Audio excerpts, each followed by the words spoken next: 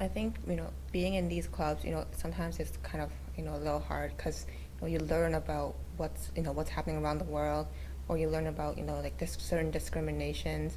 And like, when you're coming at the school, you see everybody together, and it's just something like, um, I just feel like, like it's important to like kind of tell people that, everybody is the same. Like like we are people, like we all are people that, want to do something. So it's important to like not discriminate against other people just because, because of their color, because of their sexual orientation, because of their race. So like, being in these clubs actually allowed me to, realize like, it's important to not have biases towards anybody. You have to meet people with with an open mind, and you just have to like kind of embrace anything that like kind of puts at you, like it throws at you, and like just don't be biased towards anything that's around you. I think that social justice clubs, not only do they try to make a change, but they also provide information that can clear up questions that anyone might have, such as some people might stereotype and say that some people of a certain race, they are all like this one way. But then you discover that, oh, well, like some people live in poverty because of political standpoints, because of things that have happened in their lives. And you can't generalize because of something like that.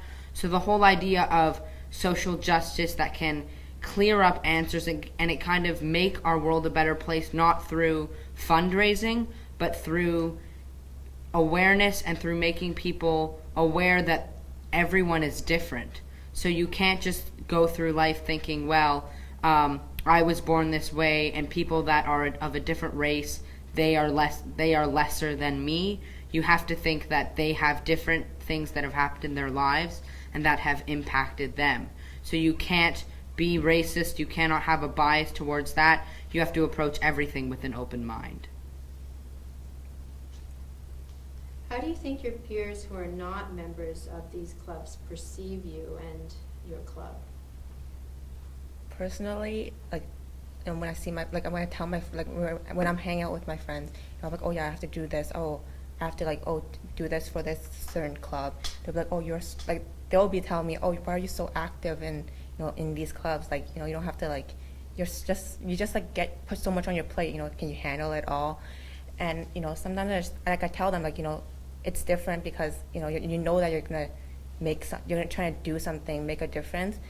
And I don't know, I try to tell my friends like it's important to kind of like high school isn't just like education. Like you don't just learn from a book. It's also about like experiences, clubs, like just everything, like the interaction between like peers and your teachers, like all those kind of little small details kind of contribute to your whole high school experience. It can help you with your future. So I tried to tell them, oh, like being in these clubs actually made me realize like what's in this world. Like it's like because like in Toronto, it's like you see all these like different types of groups of people, and it's like, but then like it might be different in other places. So I tell them like it's like similar to that in that oh, where was I going with this? In that like sometimes it's like how we perceive like as a high school student, we just think like high school home is just like our world for now.